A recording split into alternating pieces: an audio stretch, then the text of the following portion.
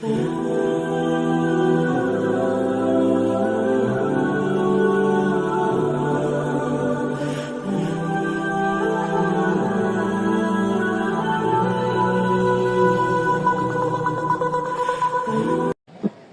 محنت سے کیا مقصد ہے کہ امت مسلمہ دین پر چلنے میں اور دین کے لیے قربانی کرنے میں اور اللہ کے راستے میں نکلنے میں اسی سطح پر آ جائے جس سطح پر حضرت محمد صلی اللہ علیہ وسلم آخری زندگی میں اپنی امت کو چھوڑ کر گئے تھے کہ پوری کی پوری امت یہ اعمال کرنے والی تھی۔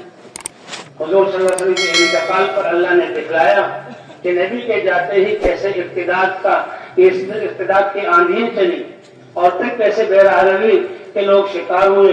حضرت ابوبکر صدیق رضی اللہ تعالیٰ عنہ اسامہ کے لشکر کو روانہ کیا، سارے صحابہ کو روانہ کیا، خود بھی اللہ کے راستے میں نکلے۔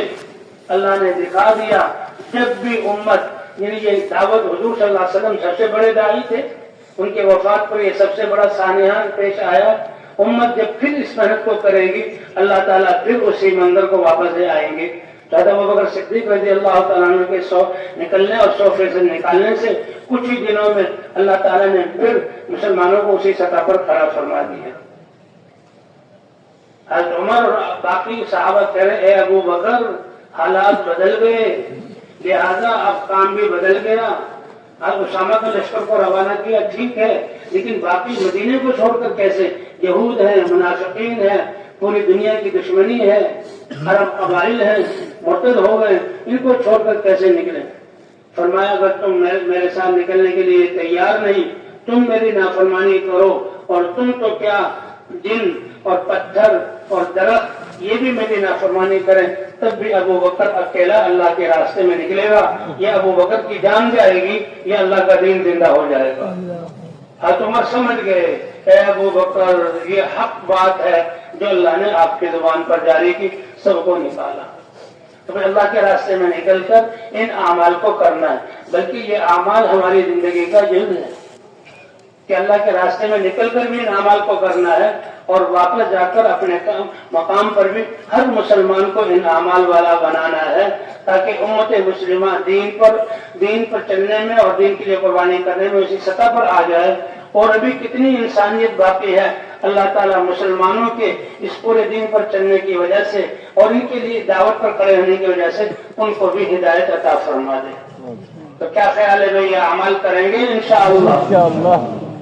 ہر مسلمان مرد اور عورت، غلام تو آج کل ہے نہیں، نوکر ہوتے ہیں اور جو ہے سربراہ ہوتا ہے، تو ہر ایک چھوٹا اور بڑا ان اعمال والا بن جائے۔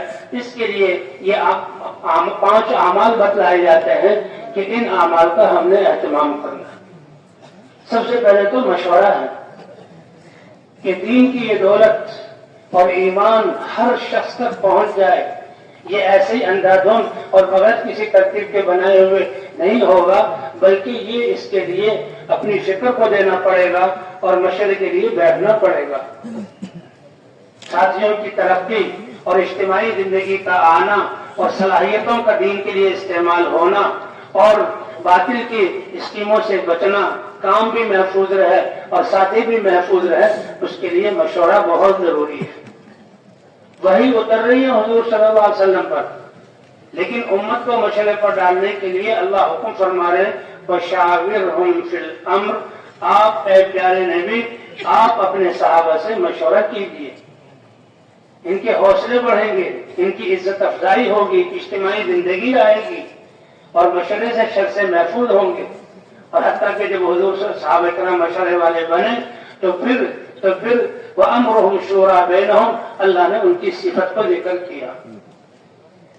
حتیٰ کہ گھر کے میاں بیوی میں جب تکرار ہو جائے تو وہاں بھی اللہ تعالیٰ نے فرمایا کہ میاں بیوی آپس میں تشاور، ان کو آپس میں مشورہ، گھریلو امور میں بھی مشورہ بڑی خیر و برکت کی چیز ہے۔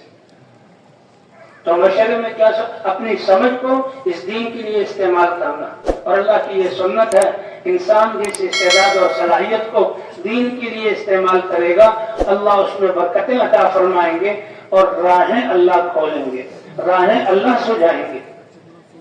اس لیے ہر مسجد میں جماعت کا ہونا ضروری ہے، ہر مرکز میں مضبوط جماعت کا ہونا ضروری ہے.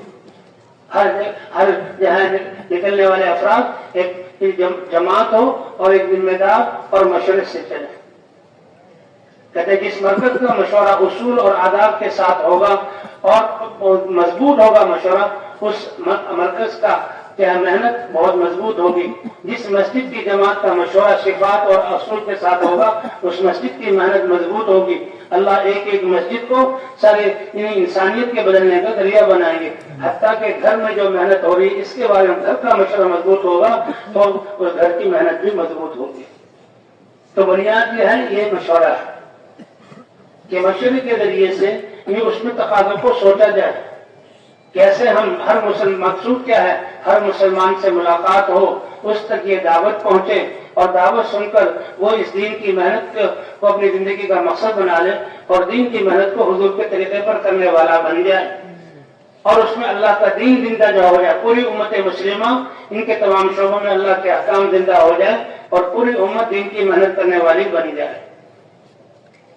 تو اس طرح اور مشورہ کیا کہ جو مسجد میں نمازی ہیں وہ سارے کے سارے ہمارے مشورے کے جہاں ساتھی ہیں، جو مشورے کی جماعت ہے. اور جس نماز کے بعد سب سے زیادہ ساتھی جمع ہوتے ہوں وہی مشورے کا وقت رکھ لیا جائے. اور مشورے میں پہلے تو ترغیب ہو اور دین کی محنت کی اہمیت ہو اور ذمہ داری کا احساس دلایا جائے. 3، 4، 5 منٹ میں یہ بات جو ہے یہ اس کی ترغیب دی جائے تاکہ ان ساتھیوں کے جذبات بنے. اور پھر اگر پچھلی جو ذمہ داری دی گئی تھی اس کی کارگزاری سن لی جائے اور آگے کے تقاضے ساتھیوں کو دیے جائیں کہ ساتھیوں کی 2 کی جوڑی ہو.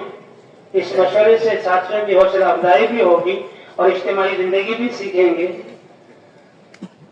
اور اس مشورے کی وجہ سے اجتماعی زندگی زندہ ہوگی اور دل جڑیں گے.